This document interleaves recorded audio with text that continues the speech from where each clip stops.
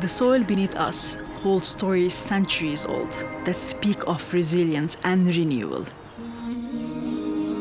However, human intervention has challenged Mother Nature's rhythm, the cycle of life.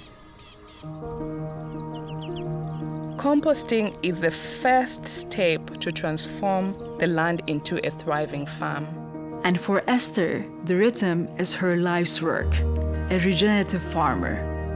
She's rebuilding soil, creating a system where every element supports the next.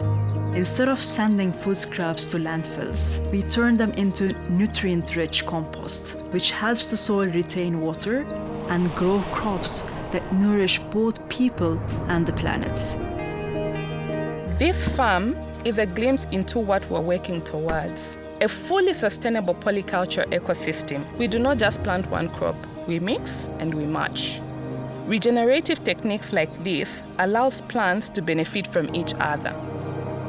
And this is exactly what we're trying to replicate at the urban farm under the African education program that is supported by CARE. Esther is also teaching a small-scale polyculture technique called keyhole gardening to the youth ambassadors that can be replicated at their home. So this is waste that comes from your kitchen. This technique actually was developed in drought-ridden regions of southern Africa. It's designed to be extremely efficient and low maintenance. When we take care of the land, it takes care of us. This is what we're teaching, how to work with nature instead of against it.